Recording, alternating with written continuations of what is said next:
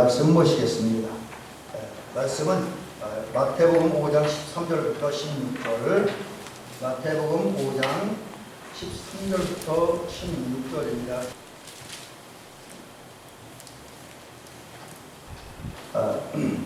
너희는 세상의 소금이니 소금이 만일 그 맛을 잃으면 무엇으로 짜게 하리요? 후에는 아무 쓸데없어 다만 밖에 버려져 사람에게 밟힐 뿐이니라. 너희는 세상의 빛이라 산 위에 있는 동네가 숨겨지지 못할 것이요 사람이 등불을 켜서 말 아래 두지 아니하고 등정 위에 두나니 이러므로 집안 모든 사람에게 빛이 있느니라. 이같이 너희 빛이 사람 앞에 비치게 하여 그들로 너희 착한 행실을 보고 하늘에 계신 너희 아버지께 영광을 돌리게 하라. 아멘.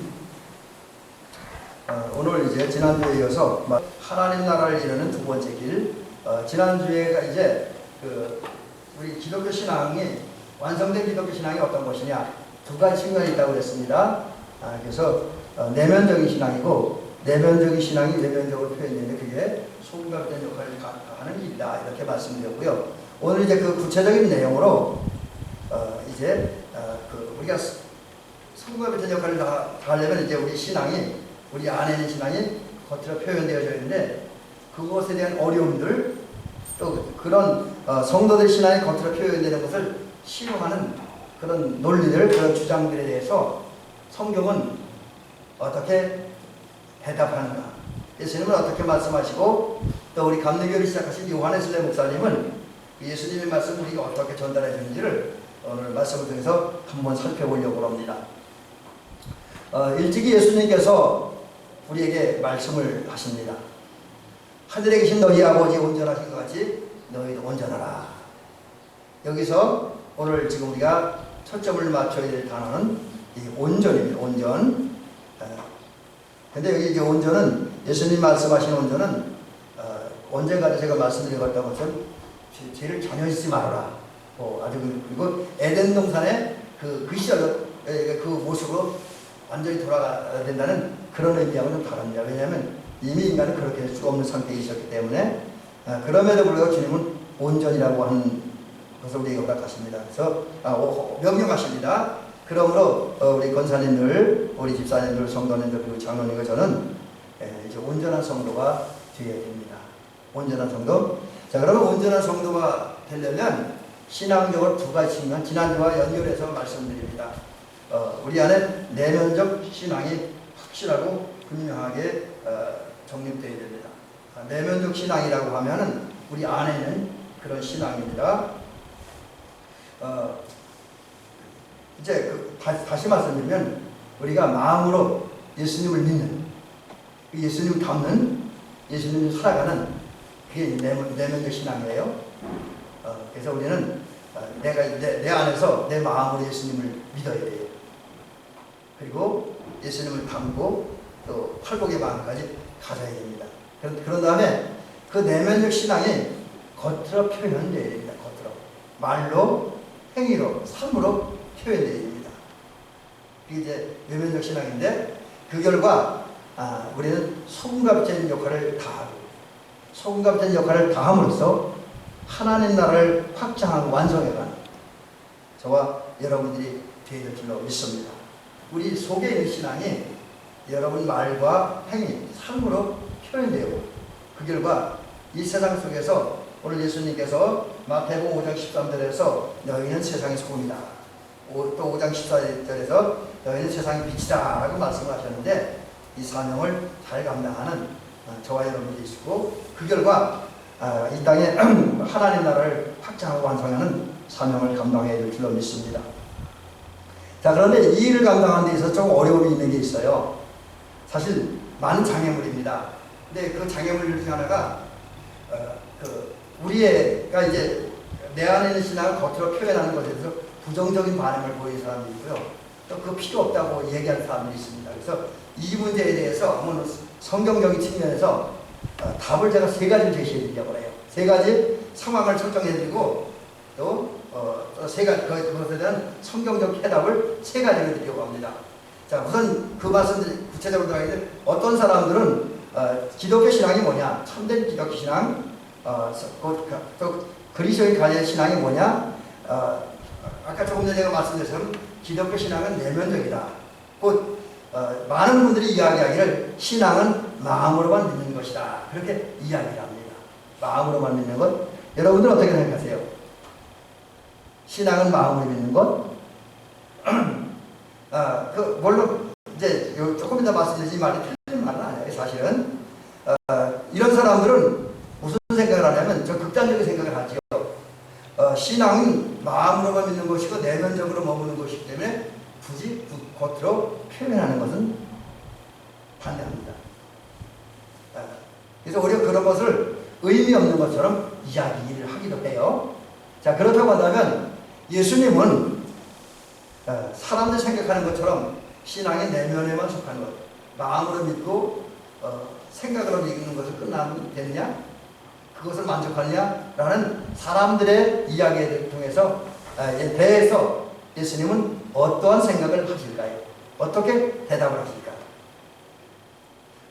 자, 이 문제 잠깐 살펴봅니다. 우선 그 문제를 들어가려면 왜 그런 주장들이 나왔는가? 왜 많은 사람들이 신앙을 마음으로만 믿는 것, 내면적인 것이라고만 생각을 하는가? 이 부분을 살펴보려고 합니다. 그래서 기독교 신앙을 내면적 신앙이라고 주장하는 많은 사람들의 이유를 살펴봅니다. 그 이유는 한마디로 대답하면 어둠에 속해 있어서. 여러분, 그 요한복음 1장에 보면 대부분의 사람들이 어둠에 속해 있어요. 그래서 빛으로 오신 예수님을 영접하지도 않았습니다. 대부분의 사람들이. 아마 오늘 이 땅에 우리 대한민국의 적어도 75%, 80%는 어둠에 속한 사람들입니다. 심지어 요즘에는 가난한 교회들이 많으니까 교회를 다니면서도 어둠에 속한 사람들이 꽤나 많이 있습니다. 근데 이 어둠에 속한 사람들의 특징이 뭐냐? 좋지 않은 특징인데 빛을 어둠이라고 해요. 선을 악이라고 이야기합니다. 우겨요. 주장을 합니다. 그러니까 빛을 어둠이라고 한다는 게 뭐냐면 예수님을 나쁘게 얘기하는 거죠. 예수님을 예수님 하나님에 대해서 자기들과 관점이 같은 부분에는 이해를 하지만 자기들 관점이 다른 이야기나 다른 사상에 대해서는 부정적인 얘기라고 악하게 평가를 합니다. 또 분명히 선한 일을 악이라고 그러고 어떤 때는 반대로 악한 일을 선한 일이라고 해요. 또한 이제 어둠에 속한 사람의 특징은 성경을 왜곡합니다. 성경을 전혀 부정하지 않는데 성경을 이야기해요. 성경을 인용하기는 합니다. 그런데 성경을 본래의 뜻에 맞게 사용하는 것이 아니라 또 그 맛을 순종하는 것이 아니라 자기 입맛에 맞게 왜곡해서 잘못 해석하고 잘못 말합니다. 어둠에 속한 사람은 자기의 논리에 성경을 맞게 맞춰서 해석을 합니다. 또 성경을 왜곡할 뿐만 아니라 예수님을 대적하고 예수님이 하나님의 아들이심을, 예수님이 그리스도임을, 예수님의 부활을 부정하는 경우가 꽤나 많이 있습니다. 이런 사람들은 큰 틀에서 보면 기독교 신앙의 양면성, 기독교 신앙이 내면에 되고 외면으로 드러나는 부분인데 어떤 심한 경우는 내면적인 기독교 신앙도 부족하지만 많은 분들이 어둠에 속한 많은 사람들이 내면적인 신앙은 어느 정도 인정하는데 그 신앙을 겉으로 표현하는 외면적 신앙에 대한 부정적인 견해, 반대의 견해를 밝히는 사람들이 꽤나 많이 있습니다. 이제 그 사례들을 한번 찾아보면 이렇습니다. 그리고 그에 대한 해답도 동시에 같이 드려봅니다. 첫 번째, 제가 조금 전에 말씀드렸던 것처럼 많은 어둠에 속한 사람들이 참된 기독교 신앙은 내면에 있다, 마음속에 있다, 생각 속에 있다 라고 말합니다. 그러면서 그들 얘기가 참된 기독교 신앙, 진짜 신앙인은 기도하는 가운데에 하나님 만나기만 하면 되지 않느냐. 그러니까 하나님과 하나만 되면 되지 않느냐. 그래서 제가 지난주에 잠깐 해석을 해드렸으면 하나님과 합의냐 하면 된다. 그거 끝난다. 굳이 하나님 만난 다음에 교회 봉사를 해야 된다든지 감사헌금을 해야 된다든지 11절을 해야 된다든지 또 주일날 교회에 가야 되는지 그럴 필요가 뭐 있느냐. 그저 기도해서 하나님 만나면 되지 않겠느냐. 그런 생각을 합니다. 성경적으로 볼 때 또 성경을 가장 잘 해석해서 가르친다고 믿는 우리 감리교도들의 입장에서 볼 때 요한에서 목사님들 이분들은 그러면 참된 기독교 신앙은 마음으로 믿는 것, 하나님과 만나기만 하면 된다는 이런 주장에 대해서 어떤 대답을 해주고 있는가 살펴봅니다.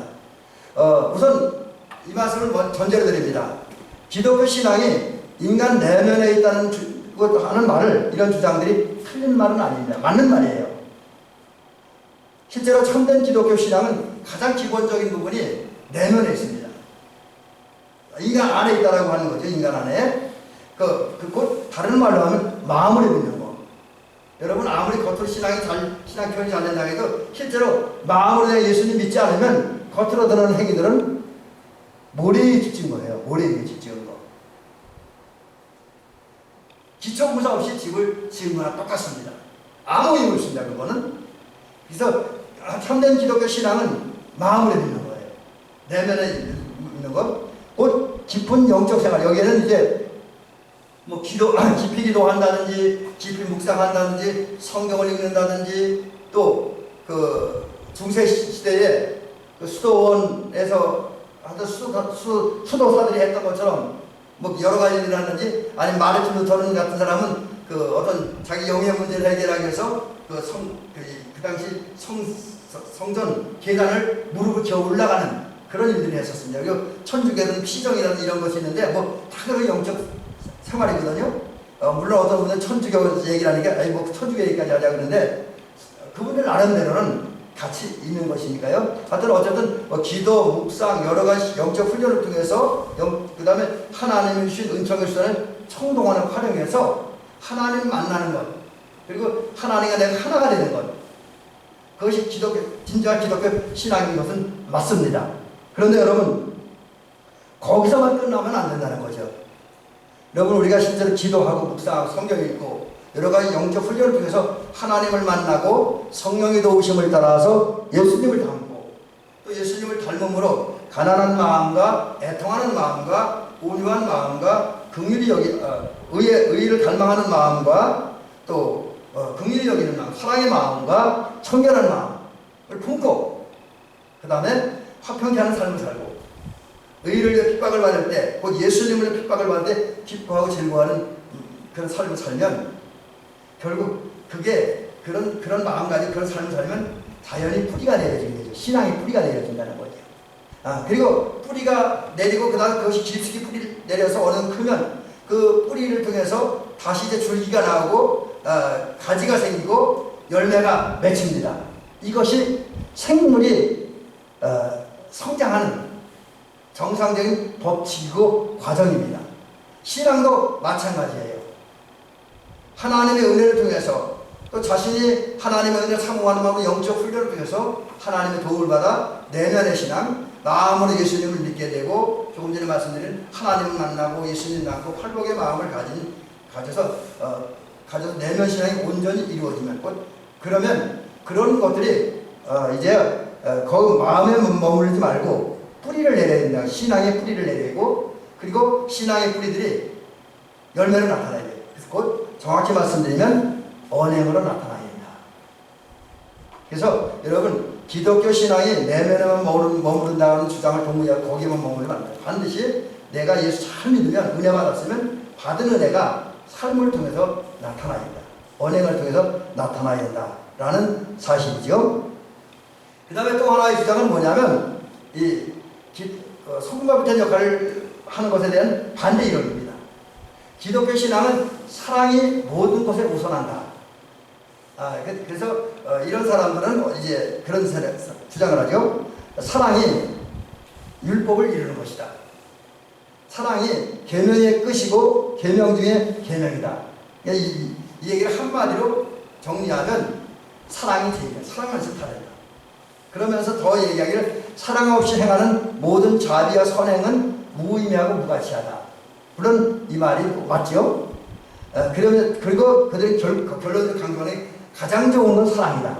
그러니 사랑을 추구하라. 너희들 마음에, 당신들 마음에 사랑의 생각을 가져라 라고 이야기를 합니다. 근데 여기까지 소금과 비슷한 역할을 다 하지 못하는 사람, 곧 조금 전에 말씀드린 것처럼 어둠에 속한 사람은 사랑의 중요성, 사랑의 가치를 이야기하고 사랑을 가지라 강조를 합니다만 거기까지입니다. 그게 문제라는 거죠. 그런데 이 말이 다시 말씀드리면 아까 내면, 기독교 신앙은 내면에 있다는 말같이 틀리지는 않아요. 잘못된 말은 절대로 아니에요. 오히려 맞는 주장이긴 합니다. 사랑이 제일 중요한 건 사실이에요. 계명 중에 계명은 맞고요. 모든 계명의 끝이 사랑인 건 맞아요. 그러나 중요한 게 있어요. 사랑이 중요한 거고 사랑이 가치 있는 거다 하지만 그러나 사랑이 믿음보다 우선하지는 않는다는 거예요. 사랑보다 사랑이 믿음보다 우선하지는 않아요. 믿음 위에 사랑이 존재하는 겁니다. 또 사랑은 그 선행의 기초 위에 세워져 있네요. 조금 이제 요건 논란의 여지가 있고요. 그 다음에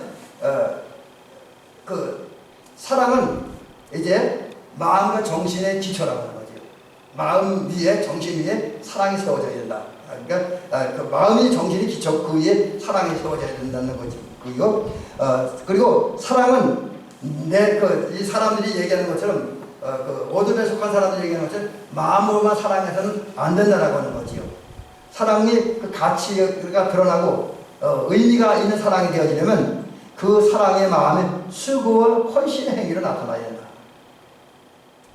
사랑이 헌신으로 나타나야 된다. 그래서 여러분 주님을 사랑하는 사람들이라고 한다면 주님을 위해서 뭔가를 해야 돼요.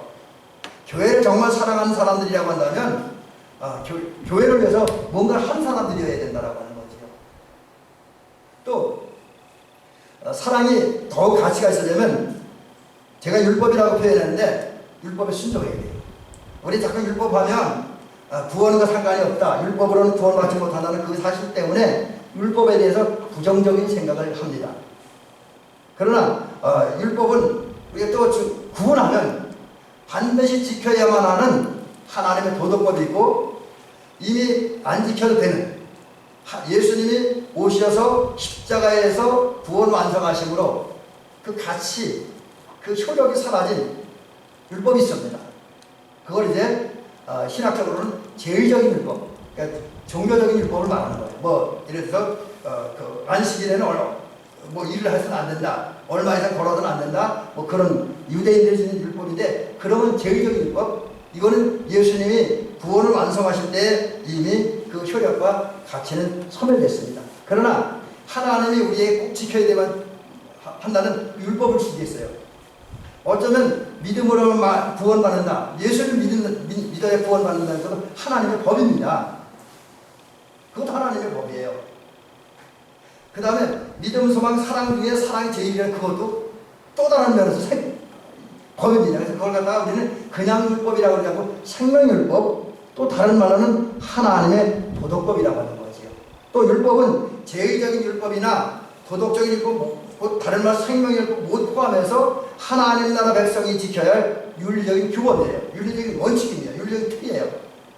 그래서 우리가 기본적으로는 생명의 율법을 지켜야겠죠.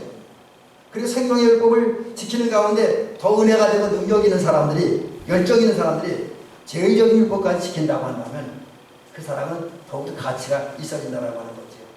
이제 이런 부분은 아마 다른 그러니까 이신층의 믿음으로 말미암아 구원받는다고 하는 이야기만 주장하는 그런 신앙인들과는 좀 다른 논리고 다른 신앙 이론이기도 합니다. 그리고 다른 신앙관이기도 해요. 그러나 우리 감리교적인 면에서 볼 때, 또 성서적인 면에서 볼 때 율법을 곧 하나님의 생명의 율법, 그중에 생명의 율법을 순종할 때, 그리고 그 율법을 순종하고 그래도 믿음의 분량이 차는 사람들, 영역 있는 사람들, 능력 있는 사람들이 제의적인 율법까지 지킨다라고 한다면 그 사랑은 더욱더 가치 있는 사랑입니다. 그래서 여기 지금 이 얘기의 핵심은 뭐예요? 사랑은 말로 주장하고 생각으로만 갖는 것이 아니라 행위로 나타날 때 온전한 신앙이 된다. 그래야 천국과 같은 역할을 다 할 수 있다라고 하는 거지요. 그 다음에 또 다른 주장이 뭐냐면 하나님은 영이시니 영과 진리로 예배해야 된다고 주장하죠. 그러니까 이 사람들은 요한복음 4장 23절을 말씀을 인용하면서 주장해요. 하나님은 영이시니 예배하는 자가 신령과 진정으로 예배할지니라 했고요. 하나님은 신령과 진정으로 예배한다는 그 말을 인용합니다. 그러면서 이분들이 하는 얘기는 예수님의 말씀을 인용하면서 뭐라 하냐면 영과 진리로 예배드리면 된다. 영적 예배만 드리면 된다. 성령의 감동을 따라서 정성이 담긴 예배를 드리면 된다. 로마서 그 12장 1절 2절에 있는 대로 우리 몸을 산제물로 드려서 하나님이 기뻐하는 영적 예배를 드리면 된다. 그거면 된다. 그 이상은 필요 없다. 라는 주장들을 합니다. 물론 우리 성도들은 하나님이 신령과 진정, 영과 진리로 예배하는 자들을 찾으시기 때문에 영과 진리로 예배 드려야 되는 것은 맞습니다. 그러므로 우리는 성령의 감동을 통해서 하나님이 기뻐하는 예배를 드려야 된다는 건 사실입니다. 그러나 그러면서 그 예배를 드리는 이후에 삶의 문제가 있어야 되는데 평상시 삶 속에서도 하나님을 향한 믿음이 있어야 돼요. 하나님은 지혜의 하나님, 공의의 하나님, 거룩의 하나님이라는 사실을 믿어야 된다는 거죠. 그 다음에 여기에 하나님은 자비의 하나님, 은혜의 하나님, 인내의 하나님, 허물과 죄를 용서하시는 하나님이라는 사실도 믿어야 된다는 거죠. 예배 드리는 것만 끝나는 것이 아니라 예배 드리는 데 이러한 믿음이 있어야 되고요. 그 다음에 삶 속에서 하나님께 영광을 돌려야 됩니다. 성도들이 하나님께 영광을 돌리고, 그리고 하나님께 영광 돌리기 위해서 삶의 현장에서 기도하고 묵상하는 가운데 하나님이 기뻐하시는 말과 행동만을 골라서 해야 됩니다. 내 말, 이런 말을 하고 싶어서, 이런 행동을 하고 싶어서, 어떤 행동을 하고 싶었는데, 어떤 말을 하고 싶었는데, 가만히 생각해 보니까, 기도해 보니까, 성경을 읽어 보니까, 그게 하나님 기뻐하시는 말이 아니야. 하나님 기뻐하시는 행동이 아니야. 그럼 안 해야 돼요. 그러나 안 하려고 했던 말인데도 이 말을 하면 하나님 이 상황에서 이 순간에 이 말을 하면 하나님 기뻐하실 거야. 이런 행동을 하면 하나님이 기뻐하실 거야 라는 그런 감동이 오면, 그런 결단이 오고 그런 깨달음이 온다면 그 말은 과감하게 해야 된다는 거지. 그래야 소금과 비슷한 역할을 할 수 있다는 거죠. 그러니까 우리는 영과 진리로 예배는 드려야 됩니다.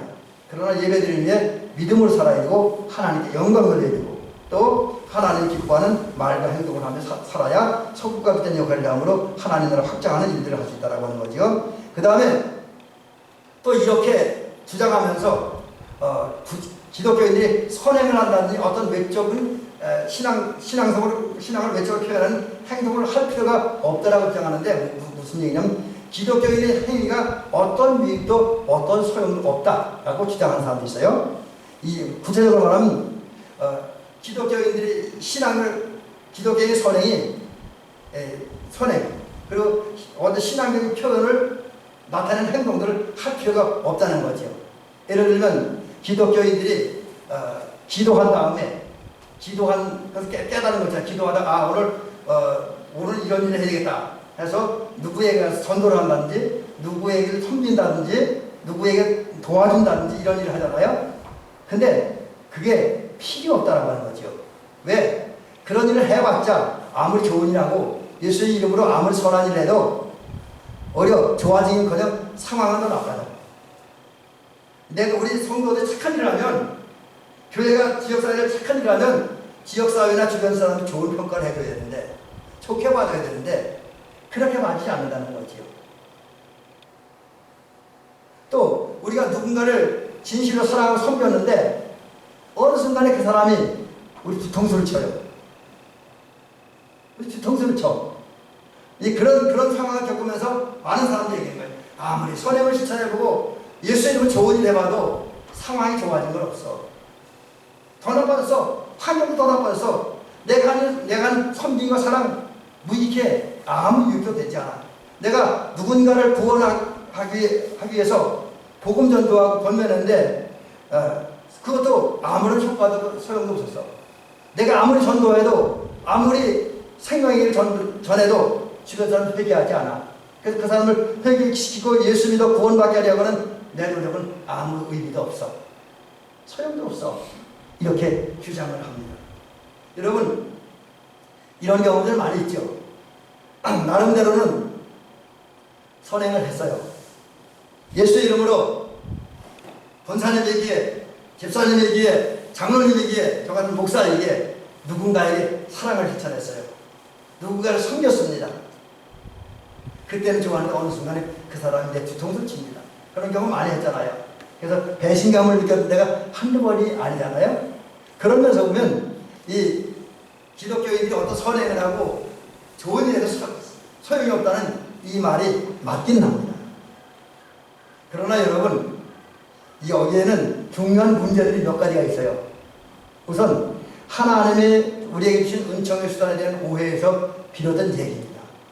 여러분, 그 하나님께서 주신 은총의 수단이 뭐 기도와 묵상 이런 것도 있지만 사랑을 실천하고 선행을 행하는 것도 은총의 수단입니다. 그것도 은혜 받는 방법이에요. 실제로 고넬료는 구제하는 일이 많았기 때문에 그 기도와 구제가 하나님이 상달되어졌다라고 사도행전 10장은 기록을 하고 있어요. 브리스가와 아굴라 같은 사람도 선행을 많이 했어요. 물론 바울 사도의 사역도 좋았지만 그래서 성경에 그 이름이 아름답게 기록이 됐어요. 그래서 선행은 신약 성경에 의하면 또 구약 성경에도 마찬가지입니다. 선행과 사랑, 섬김 이런 것들은 하나님의 은혜를 받기 위한 방법이고 도구입니다. 그런데 많은 사람들이 이 은총의 수단을 오해하는 거죠. 내가 이렇게 했기 때문에 반드시 이런 결과가 와야 된다. 여러분, 우리는 은총의 수단을 그렇게 이용하면 안 됩니다. 은총의 수단, 내가 기도하는 일도 그렇고 성경 읽는 일도 그렇고 예배 드리는 일도 그렇고 또 그다 선행하는 일도 그렇고 그것은 은혜 받기 위한 과정이지 그게 능력이고 그게 권능은 아니다라는 거죠. 그런데 어떤 사람들은 이제 특별히 어둠에 속한 사람 자기가 행한 선에 대해서 대가가 나타나지 않으면 부정적인 얘기를 하죠. 이게 은총의 수단에 대한 오해 때문에 비롯된 현상이고요. 또 영혼 구원에 대한 헌신에 대한 그 오해.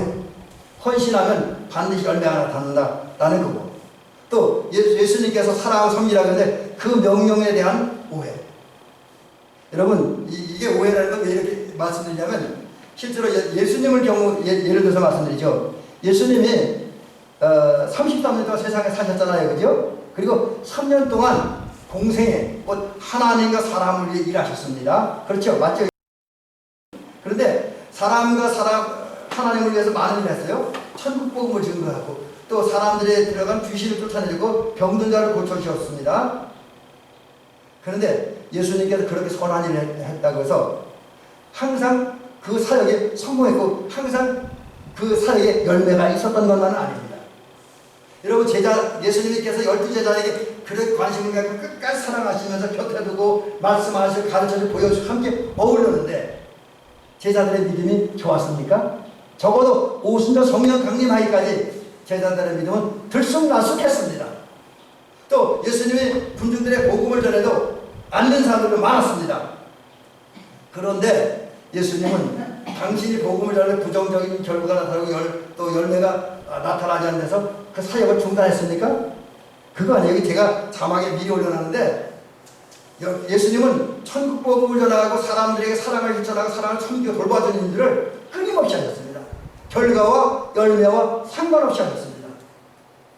그리고 그 주님께서는 우리 성도들에게 복음을 전해라, 어두운 세상이라는 빛을 비춰라, 맛을 잃어버린 사람의 인생에 맛을 주면 소금과 피는 역할을 다하라고 사명을 주셨습니다. 사명을 주셨어요. 그래서 저와 여러분은 하나님으로부터 귀한 사명을 받은 사명자입니다. 하나님 나라를 이 땅에 확장시켜야 할, 완성시켜야 할 사명자입니다. 하지만 주님께서는 사명만 주셨지 그 다음 끝까지 요구하지 않았어요. 결과까지 우리 보고 책임지라고 하지 않았어요. 네가 누구에게 이런다면 반드시 그 사람은 예수 믿게 해야 된다, 구원받게 해야 된다, 그것까지 우리에게 말씀하지는 않았습니다. 이건 뭐냐? 주님은 우리에게 사명을 주셨어요. 그 사명을 감당하시는 은사와 능력은 주셨습니다. 그러나 결과는 하나님 몫에 드셨다는 거지. 하나님 몫에 드셨다. 그런 면에서 보면 신앙의 외적 수단을 거절한 사람의 주장은 옳지 않습니다. 아무리 이제 헌신해도, 아무리 선행을 실천해도, 아무리 섬겨도 소용없다, 이 말은 틀렸습니다. 비록 열매가 없어도 주님처럼 그 결과는 오직 주님께 맡기고 내 삶의 현장에서 하나님이 세워주신 자리에서 사랑하고 섬기며 전도하며 진실하고 정직하게 살아가는 것이 성도들의 삶이라는 거지요. 자, 그 다음에 이제 오늘 결론으로 이런 말씀을 한번 드려봅니다. 무슨 말씀을 드리냐면 이제 이렇게 반대 이론도 제시하고 그 다음에 그 반대에 대한 예수님의 답변도 살펴보았습니다. 그렇다고 한다면 우리 온전한 신앙 형성을 위해서, 완성을 위해서 어떻게 살아야 되냐. 다시 말씀드리면 우리 성도는 세상의 소금과 빛입니다.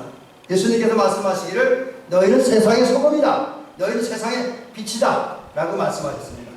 그래서 이런 면에서 보면 참된 기독교 신앙은 이제 내면에는 거예요. 그래서 참된 기독교 신앙은 가져야 된다. 그래서 참된 기독교 신앙을 가지는 데 온전한 기독교를 내 안에 형성하고 우리 교회 안에 형성하고 이 땅에 천국을 이루는 길, 곧 하나님 나라를 이루는 길을 지금 살펴봅니다. 그런데 중요한 건 이제 우리가 예수님의 소금과 빛으로 세워졌는데 우리가 적어도 예수님에 의해서 제대로 만들어진 세상의 소금, 세상의 빛이라고 한다면 우리는 소금과 빛 역할을 감당할 수 있습니다. 곧 예수님의 닮은 모습, 예수님의 제자다운 모습을 보일 수 있고요. 세상의 방부제 역할을 감당할 수 있고, 세상에 또 이제 진통제 역할도 감당할 수 있고, 맛을 내는 역할도 감당할 수가 있는 것이지요. 그러므로 이제 저와 여러분들은 세상의 소금으로 또 빛으로 세워졌기 때문에 소금과 빛의 역할을 감당해야 됩니다. 먼저 세상의 소금의 역할을 감당하는 저와 여러분들이 될 줄 믿습니다. 다시 오늘 본문으로 들어갑니다. 예수님 말씀하시길 너희는 세상의 소금이다 그랬습니다. 너희는 세상의 소금이다. 이 말은 무슨 얘기냐면 아주 궁극적으로는 너희는 천국 백성이다, 하나님 나라 백성이다. 좀 더 구체적으로 얘기를 한다면 우리는 이미 천국을 맛본 사람들입니다. 왜냐하면 이미 천국의 맛을 보았기 때문에, 맛을 보았기 때문에 천국 백성의 맛을, 하나님 나라 백성다운 맛, 의미, 가치를 드러내야 된다고 하는 거죠. 여러분, 하나님 나라 맛봤고 또 우리가 경험한 거는 하나님의 나라 백성이 되기 이전에 또 그 과정 중에서 하나님으로부터 죄 용서함을 받는 경험을 했잖아요. 적어도 여러분이 기도 많이 하고 하나님을 참된 대결을 드려온 사람들이라고 한다면 죄 용서받은 경험이 있을 겁니다. 또 하나님의 사랑, 또 하나님의 사람들로부터 또 다른 하나님의 사람들로부터의 사랑도 받은 경험이 있으리라고 생각을 해요. 아울러 우리가 하나님을 사랑했던 경험, 다른 사람을 사랑했던 경험도 있었고, 또 사랑으로 섬기고 봉사하다 보니까 하나님에 의해서 여러분들 통해 나타난 성령의 열매, 빛의 열매를 맺어본 경험도 있을 것입니다. 그렇기 때문에 우리 소금의 역할을 감당해야 되는데, 우리가 진정한 소금이라는 것이 기도와 삶으로 표현돼야 돼요. 근데 기도와 삶으로 표현돼 믿음을 통해서 드러나요. 우리 소금이라는 것이. 그 다음에 소금과 빛의 역할을 하기 위해서 때로는 조언하고, 때로는 격려하고, 때로는 섬기고, 때로는 전도하고, 때로는 가르쳐줌으로써 주변 사람들이 타락하지 않도록 지켜주는, 또 죽음을 향해 달려가는 길을 막아주는 그런 방부제 역할, 진통제 역할, 치료제 역할을 감당하고, 또 인생의 의미를 모르는 사람들에게, 또 죄 때문에, 여러 가지 문제 때문에 좌절과 권면에 살아서 무의미하고 무가치한 삶을 사는 사람들에게 예수 이름을 통해서 오는 그 삶의 의미, 예수 그리스도를 통해서 오는 삶의 가치, 만족, 이것을 보여줌으로써 세상 사람들에게 인생의 맛을 주는 저와 여러분이 될 줄 믿습니다. 그 다음 두 번째는 우리 성도들이 세상의 빛을 감당해야 됩니다. 여기 제가 자막을 안 바꿔놨나요? 예수님 말씀하시기를 너희는 세상의 소금이니라고 그랬습니다. 세상의 소금이니. 여러분, 빛은 어두움에 비춰질 수밖에 없습니다. 빛은 켜지기만 하면, 밝혀지기만 하면 비출 수밖에 없어요. 어둠을 밝힐 수밖에 없습니다. 왜냐하면 빛이라는 것은 반드시 비춰질 수 있는 위치에 두기 때문에. 그래서 오늘 성경에 보니까 예수님 말씀하시기를 누구든지 등불을 켜면 등불을 등정에 든다 그랬습니다. 등에 있는 불이 멀리 퍼져나가시는, 그래서 많은 사람이 볼 수 있는 위치에 등불을 든다, 그렇게 예수님 말씀하고 있습니다. 여러분, 그렇습니다. 예수님은 저와 여러분들 세상의 빛, 성령의 빛, 은혜의 빛, 사랑의 빛, 소망의 빛, 평화의 빛, 화해의 빛, 연합의 빛으로 세워주셨습니다. 그리고 빛인 우리를 교회라는 등대 위에 올려놓으셨습니다. 그래서 우리는 교회 위에 올려놓은 등불들입니다. 때문에 우리는 자연스럽게 사람들 앞에서 우리의 가치가 드러날 수밖에 없습니다. 자연스럽게 빛을 비출 수밖에 없습니다. 그러므로 이제 우리는 이 사실을 기억하고 빛을 비춰야 되는데 어떤 빛을 비춰야 되냐? 성령의 인도를 따라 삶으로 사랑과 희락과 화평과 충성과 온유와 절제와 인내와 자비와 양선이라는 성령의 열매의 이 빛을 비추는, 그 성령의 열매를 맺음으로 그 빛을 비추는 저와 여러분이 것이고요. 그 다음에 계속 지금 우리가 요즘 말씀드린 가난한 마음을 비롯해서 그 의로의 핍박을 받는 마음까지 팔복의 마음을 가지고 삶으로 팔복이 우리를 통해 드러나게 하면서 팔복의 빛을 비추는 저와 여러분이 될 줄로 믿습니다. 그런데 빛을 비추기 위해서 그러면 그런 빛을 비추기 위해 우리는 어떻게 살아야 되냐? 여러분, 우리는 온전한 믿음으로 살아야 합니다. 하나님 나라에 들어가기 합당한 믿음, 곧 예수님을 우리의 주와 그리스도로 우리의 생명의 길로, 구원의 길로, 또 진리로 믿는, 그리고 우리의 목자로 믿는 그 삶을 살아야 됩니다. 아울러 성령의 도우심 속에서 삶의 현장에서 대화 속이나 모든 삶 속에서 진실하고 정직하게 살아야 됩니다. 여러분, 정직하게 사시기 바랍니다. 정직은 우리 성도들이 가진 최고의 무기입니다. 그 다음에 믿음을 살기 위해서 우리는 삶의 모든 초점을 주님께만 맞추고 살고, 또 선한 일들을 위해서 날로 한 걸음 한 걸음 앞으로 전진해 나가는 저와 여러분이 될 줄 믿습니다. 자, 그러면 이제 왜 우리가 소금의 맛을 내고 빛을 비추어야 되는가? 그 이유와 목적을 오늘 예수님 말씀을 통해서 살펴보자. 그 이유는 바로 이건 거죠. 이같이 너희 빛을 사람 앞에 비치게 하여 그들로 너희 착한 행실을 보고 하늘에 계신 너희 아버지께 영광을 돌리게 하기 위해서. 여러분, 이 말씀대로 우리가 소금과 빛의 역할을 감당해야 될 이유는 우리의 언행을 통해서 사람들이 하나님께 영광 돌리기 위해서, 하나님을 높이게 하기 위해서 이제 하나님과 사람을 사랑하고 대화와 행동에 진실하고 정직하고 성령의 열매를 맺고 팔복을 실천하는 삶을 살아야 된다. 하나님의 영광을 위해서. 마지막 얘기 하나. 자, 그러면 이제 온전한 기독교 신앙, 곧 하나님 나라를 세우는 길, 더 구체적으로 말씀드리면 오늘 본문 말씀을 통해서 드러난 대로 소금과 빛의 역할을 다하기 위해서 우리는 어떻게 살아야 되냐. 여기는 연합을 강조하고자 합니다. 여러분, 기독교 신앙은 다시 한번 정리하면 개인의 신앙이 내면의 신앙이지만 외면을 표현된다. 그래서 우리 기독교는 사회적 공동체, 같이 하는 신앙 공동체, 같이 하는 교인이라는 사실을 믿고 살아야 되는데, 그래야 이제 기독교가 사회적 공동체, 같이 신앙생활하는 것을 사실을 알 때에 우리 소금과 빛의 역할을 다할 수가 있습니다. 그렇다고 한다면 기독교 공동체 속에서 우리가 소금과 빛의 역할을 다하기 위해서 우리는 혼자 살지 말고, 혼자 일하지 말고 함께 해야 됩니다. 함께 해야 됩니다. 혼자는 약하지요. 여러분, 나 혼자는 약합니다. 그러나 한 사람이 뭐 둘, 셋, 다섯, 열, 스물, 50, 100이 되면 그 힘은 엄청나게 강해진다라고 하는 거지요. 그래서 소금과 빛의 역할은 함께하면 가능합니다. 혼자는 이 땅에서 소금과 빛의 역할을 감당하기가 너무나 어렵습니다. 그러나 함께하면 쉬워요. 성도와 성도가 연합을 해야 됩니다.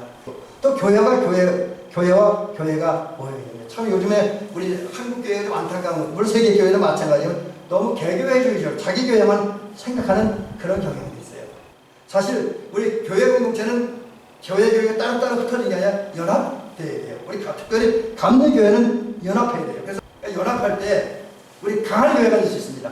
우리 대미교회 한 교회가 사회에서 뭘 하면 어렵지만, 우리 대미교회가 주변에 뭐 개천교회라든지 박림교회라든지 뭐 상방교회 이런 교회도 같이 힘을 합해서 뭔가를 하면 더 강해집니다. 더 좋은 일을 할 수 있지 않겠는가. 또 교회뿐만 아니라 교단과 교단도 연합해요. 감리교회나 장로교회나 순교교회, 성교교회 이런 교회들이 연합해서 주의하면 훨씬 더 효율적으로 일할 수 있고, 그 결과 방부제 역할을, 소독제 역할을 다 할 수 있고요.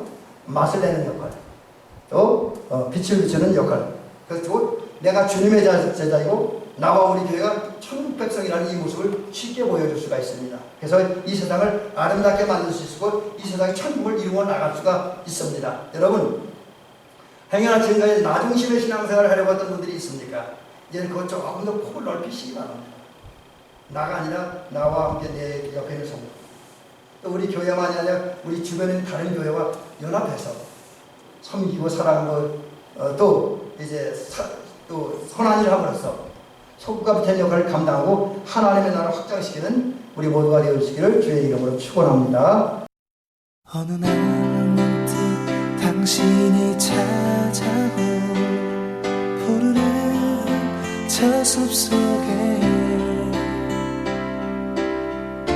평온하게 쉴 수 있는 곳을 찾아 당신이 지나온 이 거리는 언제나 낯설게 느껴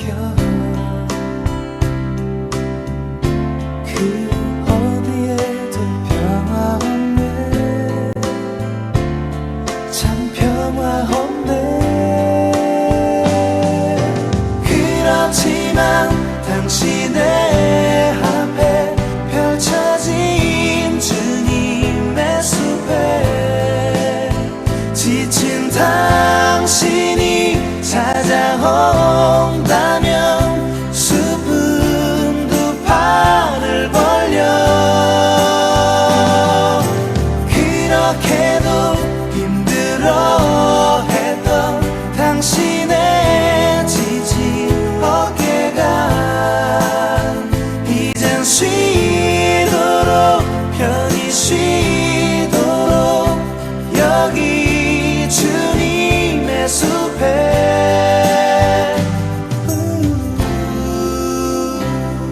당신이 느꼈던 지난 날의 슬픔의 기억들을 생각하고 잊어버리고 또 생각하네 그렇지만 당신의 앞에 펼쳐진 주님의 숲에 지친 당신이 찾아온다면 숲은 두 팔을 벌려 그렇게도 힘들어했던 당신의 지친 어깨가 이젠 쉬도록 편히 쉬도록 여기 주님의 숲에